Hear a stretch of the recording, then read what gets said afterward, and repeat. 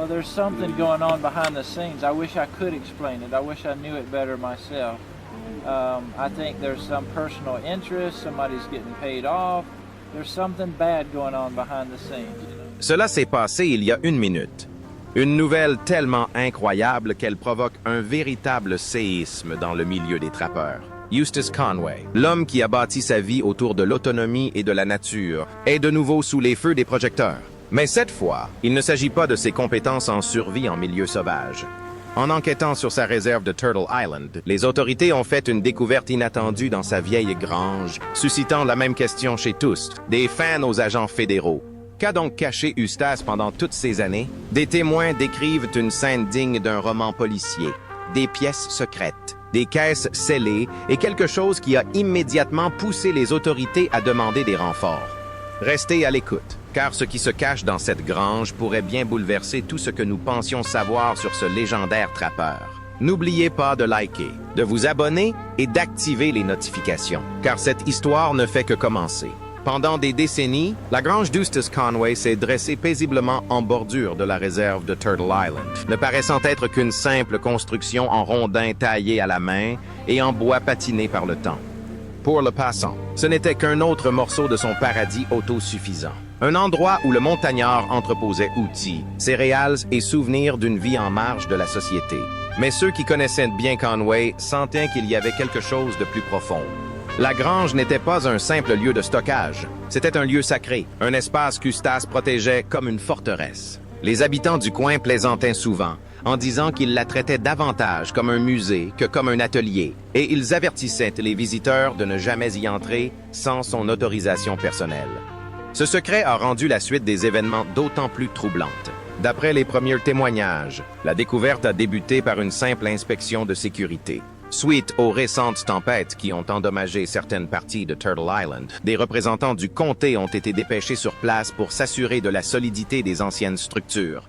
Arrivés à la grange, ils la trouvèrent fermée à clé par de lourds verrous en fer, plus robustes que ceux habituellement utilisés pour le bétail ou les outils. Après plusieurs tentatives infructueuses pour contacter Eustace, l'équipe, sous la supervision des autorités locales, pénétra dans la grange. Une fois à l'intérieur, l'atmosphère changea immédiatement. L'air était imprégné d'une odeur de vieux pain et d'huile. Mais il y avait autre chose, une odeur métallique, légèrement chimique et d'une stérilité troublante. Le long des murs, des caisses soigneusement étiquetées étaient empilées, chacune recouverte de poussière et scellée à la vieille cire. Mais ce n'est que lorsqu'un des inspecteurs donna un coup de pied par inadvertance dans une lame de parquet mal fixée que le véritable secret fut dévoilé. Sous les planches se trouvait une étroite trappe en bois, presque invisible d'en haut. Une fois ouverte, elle menait à un escalier descendant dans l'obscurité. Les enquêteurs hésitèrent, braquant leurs lampes torches dans l'ouverture. Ce qu'ils virent leur glaça le sang. Des rangées d'étagères garnies de bocaux en verre, d'instruments rouillés et de livres enveloppés de peaux de bêtes.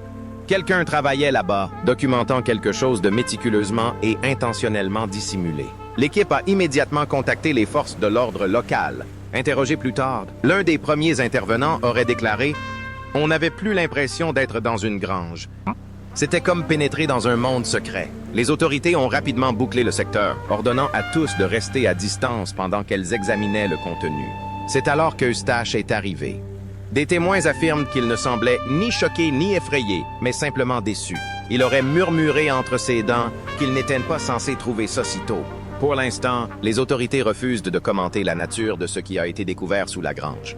Mais selon des sources proches du dossier, c'est sans précédent concernant Eustace Conway. Pour un homme qui a consacré sa vie à la simplicité, ce nouveau mystère laisse présager quelque chose de bien plus complexe et peut-être de bien plus dangereux. Lorsque les enquêteurs ont exploré les profondeurs obscures de la grange d'Eustace Conway, ils s'attendaient à y trouver de vieux outils agricoles, voire quelques antiquités oubliées. Ce qui les attendait ressemblait davantage à des archives privées, une chambre forte souterraine soigneusement aménagée et préservée. L'air était saturé de poussière et imprégné d'une légère odeur de formaldéhyde. Des rangées d'étagères remplissaient la petite pièce, chacune contenant des dizaines de bocaux en verre. Dans les bocaux se trouvaient des objets inexplicables, des organes d'animaux conservés, des plumes, des os, et même d'étranges spécimens botaniques qui semblaient luire faiblement sous la lumière d'une lampe torche. À côté, des carnets reliés à la main et scellés à la cire portaient des inscriptions énigmatiques telles que « Étude du cycle »,« Données de réversion » et « Projet d'héritage vivant ». Les enquêteurs ont déclaré que cela ressemblait moins à l'œuvre d'un bûcheron qu'à celle d'un scientifique de terrain, quelqu'un d'obsédé par le catalogage de chaque fragment du monde naturel. Sur une vieille table en bois étaient posés plusieurs outils. Scalpel, lupus, séries et ce qui semblait être des microscopes artisanaux fabriqués à partir de verres de récupération. Certains instruments en métal dataient de plusieurs décennies, d'autres paraissaient tout juste forgés. Quiconque avait travaillé ici l'avait fait récemment. Plus étrange encore étaient les caisses alignées contre le mur du fond. Certaines portaient des marquages effacés du service forestier américain, d'autres des numéros de série commençant par Fed et Bio, laissant supposer qu'elles avaient appartenu à un projet gouvernemental. Une caisse, une fois ouverte, contenait des bobines de film, chacune étiquetée de notes manuscrites de l'écriture si particulière d'Eustace. On y lisait « Cycle Dix 9 », observations sur l'adaptation consciente. Les autorités ont refusé de divulguer le contenu des enregistrements, mais une source anonyme a affirmé que ce qu'elles avaient vu n'aurait pas dû exister. D'après les premières analyses, les journaux contenaient des croquis d'anatomie humaine mêlés à des schémas de systèmes nerveux animaux, suggérant une étude des parallèles entre l'homme et l'animal.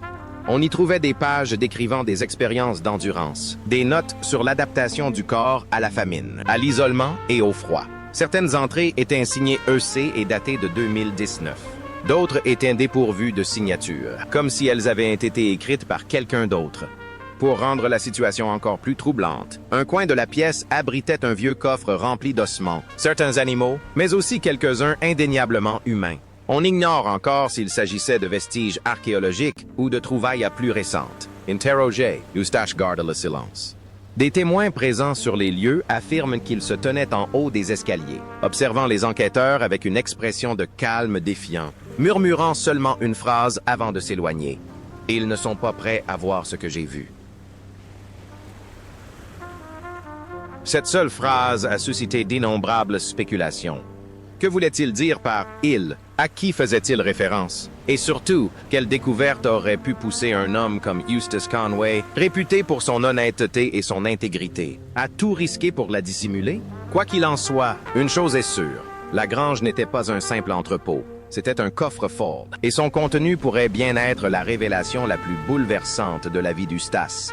Le lendemain matin, la réserve de Turtle Island ressemblait moins à une paisible ferme qu'à un site d'enquête sécurisé. Un ruban jaune entourait la grange, des véhicules de police bordaient le chemin de terre et des journalistes se rassemblaient à la lisière de la propriété, avides de réponses. Pour la première fois depuis des années, le sanctuaire d'Eustace Conway, l'œuvre de sa vie, était envahi par des gens qui ne comprenaient pas son univers. À l'intérieur de la grange, les enquêteurs ont méticuleusement répertorié tout ce qui se trouvait sous terre, chaque objet étant consigné et mis sous scellé comme pièce à conviction. L'atmosphère était tendue. Les policiers locaux murmuraient que la scène ressemblait davantage à une opération d'État qu'à une simple enquête de province. Ce qui les intriguait le plus, ce n'était pas tant ce qu'ils avaient trouvé, mais pourquoi c'était là. Qui faisait Eustace, un homme qui avait consacré sa vie à la simplicité et au mode de vie au naturel, avec des objets qui semblaient être des vestiges de recherche secrète? Quand Eustace prit enfin la parole, la foule se toute, calme et stoïque. Il ne nia pas être le propriétaire des matériaux. Tout dans cette grange, disait-il, y avait été placé intentionnellement. La terre recèle des vérités que nous refusons de voir. Je n'ai fait que les préserver. Cette déclaration a soulevé plus de questions qu'elle n'a apporté de réponses. De quelle vérité parlait-il? Certains journalistes l'ont interrogé avec insistance au sujet des caisses portant des codes gouvernementaux, mais Eustace a refusé de s'étendre sur le sujet. Ces inscriptions, a-t-il affirmé, ne m'appartiennent pas. Ils appartiennent à l'histoire. Puis, sans un mot de plus, il s'éloigna, laissant les enquêteurs stupéfaits. Dans les heures qui suivirent, plusieurs organismes se seraient joints à l'affaire, notamment des responsables de la protection de l'environnement et du patrimoine historique. D'après des fuites, les premières constatations suggèrent que certains artefacts sont antérieurs à l'acquisition du domaine par Eustace, remontant peut-être à plusieurs décennies. Aurait-il pu faire une découverte en agrandissant son domaine et choisir de la dissimuler plutôt que de la signaler? Ses partisans affirment qu'il protégeait des découvertes que le monde moderne exploiterait ou détruirait. Mais les sceptiques estiment que son comportement révélait un secret frôlant la paranoïa. Ses amis le décrivaient comme étant concentré au point d'être obsédé ces dernières années, passant souvent des nuits entières dans la grange, bien après la tombée de la nuit. À midi, des rumeurs ont commencé à circuler sur Internet. Expériences biologiques, vestiges antiques et même reliques classifiées enfouies sous l'île de la Tortue. Rien de tout cela n'a été confirmé, mais un fait demeurait indéniable. Les preuves saisies dans la grange d'Eustace Conway étaient désormais sous la garde des autorités fédérales. Son image paisible d'ermite sage des Appalaches était brisée. L'homme jadis célébré pour sa vie en harmonie avec la nature se trouvait désormais au cœur d'un mystère susceptible de redéfinir son destin. Pourtant, malgré tout, Eustache ne laissa transparaître aucune peur, seulement une conviction tranquille. Pour lui, il ne s'agissait pas d'une découverte. C'était une révélation qui se faisait attendre. Pour comprendre la découverte stupéfiante faite sous la grange d'Eustace Conway, les enquêteurs se sont penchés sur son passé, espérant percer le mystère de ce qui avait pu pousser un homme si attaché à la simplicité à dissimuler ce qui ressemblait à un laboratoire secret. Né en 1961 en Caroline du Sud, Eustace a grandi dans une famille très studieuse, où le savoir était roi. Sa mère était institutrice et son père, intellectuel rigoureux, l'encourageait à remettre en question les conventions. Dès son plus jeune âge, Eustache manifesta une fascination singulière pour la biologie et la condition humaine. Tandis que les autres enfants jouaient, il disséquait de petits animaux pour comprendre les mécanismes de la vie. Cette curiosité le suivit jusqu'à l'Université d'État des Appalaches, où il étudia les sciences de l'environnement et l'anthropologie. Ses professeurs se souviennent de lui comme d'un étudiant brillant mais anticonformiste, qui remettait en question non seulement le progrès humain, mais aussi son coût moral. Il écrivit un jour dans un article que la civilisation est l'expérience et la nature le témoin. C'était une déclaration glaçante qui laissait entrevoir une obsession de toujours, repousser les limites humaines. Après ses études, il s'est lancé dans des expéditions extrêmes en pleine nature, vivant dans des grottes et des forêts, mettant son endurance à l'épreuve face aux éléments. Ses amis ont raconté qu'il tenait des journaux intimes détaillés sur la façon dont le corps et l'esprit humain s'adaptent à la pression, des notes étrangement similaires à celles retrouvées dans la grange. Un de ses premiers compagnons se souvenait qu'Eustace avait passé un hiver entier isolé dans les montagnes Blue Ridge, armé seulement d'un couteau, soi-disant pour des recherches. Lorsque l'équipe d'enquête découvrit dans la grange des carnets intitulés « Études de cycle » et « Données de réversion », il devint évident que ces expériences ne s'étaient pas arrêtées des décennies auparavant. Elles avaient évolué. Les schémas écrits de sa main comparaient l'anatomie moderne aux adaptations primitives de survie, suggérant qu'il étudiait comment ramener l'humanité à un état plus primitif. Certains avancent même l'hypothèse qu'il ne se contentait pas d'observer la nature, mais qu'il cherchait à fusionner avec elle. Pour beaucoup, Eustache était un philosophe de la nature sauvage, mais pour d'autres, ses découvertes le présentent comme un personnage bien plus complexe, un homme qui a peut-être brouillé la frontière entre science et survie. Et si l'on se fie à son passé, les découvertes ultérieures des enquêteurs repousseront les limites de l'entendement. Lorsque les enquêteurs retournèrent à la grange d'Eustace Conway pour une seconde fouille, ils ne s'attendaient pas à trouver autre chose que les spécimens et les journaux conservés. Mais, tout au fond, derrière les piles de vieux bois et de planches patinées par le temps, un agent remarqua un panneau mural qui détonnait. Le grain du bois était inversé, et lorsqu'on le tapotait légèrement, il produisait un écho creux. Ils l'ouvrirent de force, et ce qu'ils découvrirent à l'intérieur plongea la pièce dans un silence absolu. Cachée derrière le panneau se trouvait une pièce scellée, pas plus grande qu'un placard. À l'intérieur, allongée sur une table en bois sous une toile, gisait un squelette. Au premier abord, il semblait humain, mais comme les experts médico-légaux l'ont rapidement découvert, il ne l'était pas. Les proportions étaient anormales. Les bras étaient plus longs, les doigts anormalement fins, et la mâchoire plus étroite que chez n'importe quel spécimen humain connu. Même la densité osseuse, une fois scannée, ne correspondait pas à l'anatomie standard. Le squelette avait été traité avec un produit de conservation inconnu, qui empêchait la décomposition mais laissait aux os un léger éclat métallique. Certains policiers pensaient qu'il s'agissait d'une supercherie élaborée. D'autres n'en étaient pas si sûrs. À côté des restes se trouvait un journal ouvert, écrit de la main d'Eustace. Une écriture inimitable. L'inscription indiquait « Trouvé dans le lit d'un ruisseau près de la crête. Mouvement d'avant l'immobilité. Structure au-delà des schémas humains. » La date, octobre 2020. Il y a moins de 5 ans. Les implications étaient stupéfiantes. Eustace documentait-il une découverte ou avouait-il avoir lui-même créé quelque chose? Quelques chercheurs murmuraient que la structure squelettique ressemblait à certains de ces croquis anatomiques intitulés « modèles de réversion adaptative ». Si cela s'avérait vrai, cela laissait supposer qu'Eustache avait mené des expériences sur une substance inclassable ou qu'il la conservait. Interrogé à nouveau, il ne donna aucune réponse directe. Il aurait déclaré à un officier « Ce n'est pas ce que vous croyez. Ce n'est pas la mort, c'est la transition. » Les autorités ont immédiatement saisi la dépouille et l'ont transférée dans un centre sécurisé pour études. Mais depuis, aucun détail n'a été divulgué. L'intervention soudaine du FBI n'a fait qu'alimenter les rumeurs selon lesquelles ce qui se trouvait sous la grange d'Eustace ne datait pas de ce siècle et n'appartenait pas à cette espèce. Pour l'instant, l'explication officielle reste en attente de vérification. Mais ceux qui ont vu le squelette de leurs propres yeux ont dit la même chose. Ce n'était ni humain, ni ancien. C'était quelque chose entre les deux. La nouvelle de la découverte du squelette s'est répandue plus vite que les autorités n'ont pu la contenir. En quelques jours, l'affaire était devenue publique. Les réseaux sociaux ont été inondés de spéculations. Des chercheurs amateurs dissèquent chaque photo divulguée, et des chaînes conspirationnistes affirment que cette découverte prouve qu'Eustace Conway a mis au jour des preuves d'un phénomène surnaturel ou d'un secret délibérément occulté par l'histoire. Mais au milieu de ce chaos, une chose est devenue claire. Les gens prenaient parti.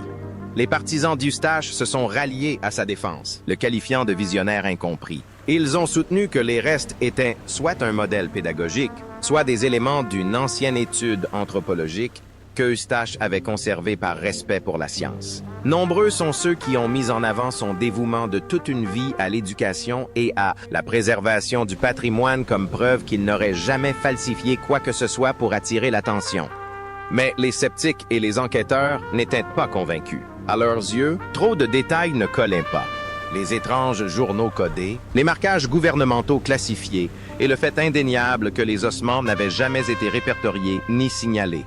Certains ont même suggéré qu'Eustache avait découvert par hasard des preuves de l'existence d'une espèce inconnue, ou peut-être de quelque chose que les autorités avaient intentionnellement dissimulé depuis longtemps. Durant toute cette période, Eustache est resté silencieux, refusant les interviews et évitant les apparitions publiques. Lorsqu'il a finalement réagi, ce n'était ni à la télévision ni dans la presse. C'est par un mot manuscrit cloué à la porte de la grange que j'ai appris la nouvelle. On pouvait y lire « La nature est plus ancienne que la vérité.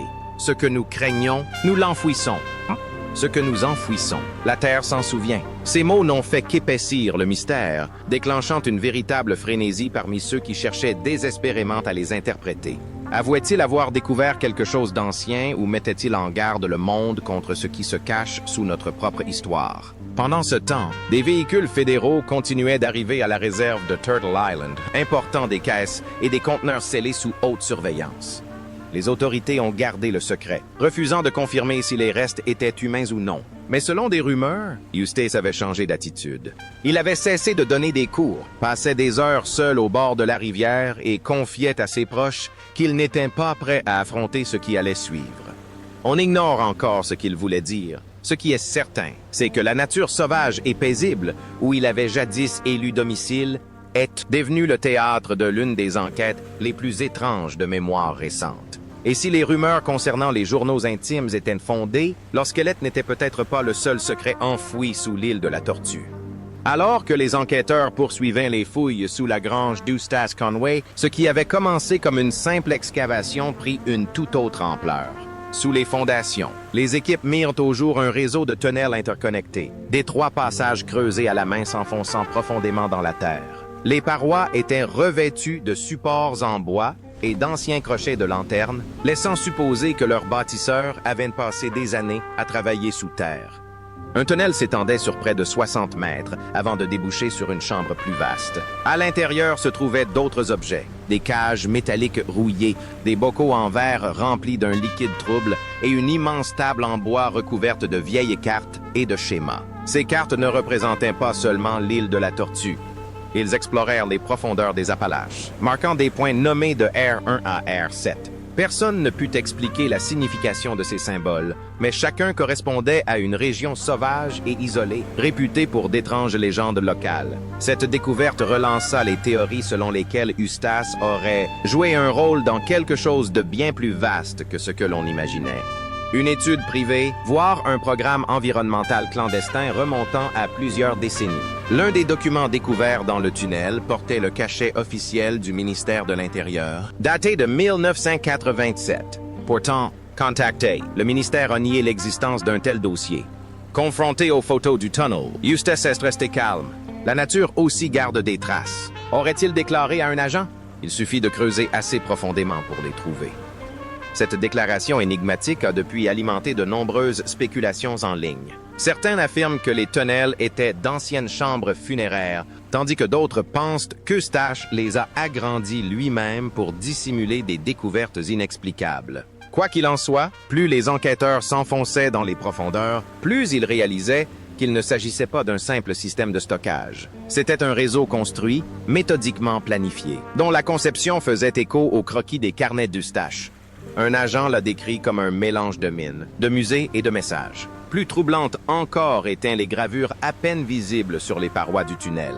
Des symboles ressemblant à des constellations, mais agencés selon des motifs absents des cartes stellaires modernes. Les experts les analysent encore, mais un enquêteur a admis qu'il s'agissait davantage de coordonnées que d'ornements. Les recherches furent finalement interrompues suite à des signalements de terrain instables, mais non sans une dernière découverte glaçante. Une seconde entrée dissimulée à près de 800 mètres, camouflée sous des arbres tombés. Cela laissait supposer que les tunnels s'étendaient bien au-delà de la grange et étaient peut-être reliés à un lieu encore inconnu. Alors que la nuit tombait sur Turtle Island, un enquêteur résuma au mieux l'atmosphère générale. Ce n'est pas seulement ce qui se cache sous la grange qui nous effraie, c'est ce qui pourrait encore s'y trouver. Les semaines passèrent, et l'enquête autour de la propriété d'Eustace Conway atteignit son point culminant. Les autorités ont refusé de commenter, mais des sources internes ont commencé à divulguer des éléments découverts dans les tunnels. Parmi les objets prélevés sur le site, figurait un dernier journal relié en cuir, entièrement écrit de la main d'Eustace et scellé dans une boîte métallique. À l'ouverture, la première page ne contenait qu'une seule phrase.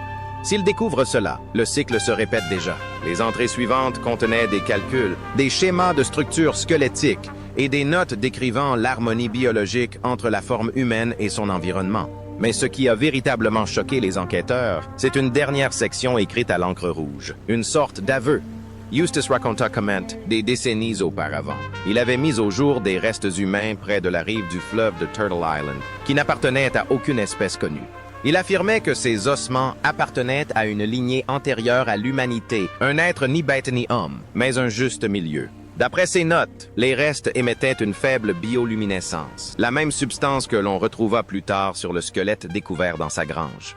Il écrivit avoir gardé la découverte secrète pour éviter qu'elle ne soit effacée par les institutions, craignant qu'une fois le gouvernement au courant, la vérité ne disparaisse comme toutes les autres. La dernière inscription, datée de quelques mois avant l'enquête, disait « Ils se réveillent à nouveau sous la crête. La Terre se souvient de ses créateurs. » Après cela, Eustace a disparu. Il a quitté l'île de la Tortue sans prévenir, son camion abandonné en bordure de forêt, ses outils toujours soigneusement rangés sur le perron. À ce jour, on ignore toujours où il se trouve. Les autorités ont fermé les tunnels et saisi la propriété, invoquant des risques biologiques, mais aucun rapport officiel n'a jamais été publié. Certains disent que le site brille faiblement la nuit, une douce lumière s'élevant du sol où se dressait autrefois la grange. D'autres pensent qu'Eustache a trouvé ce qu'il cherchait depuis toujours, un lien entre l'homme et le monde naturel que nul autre n'était censé voir.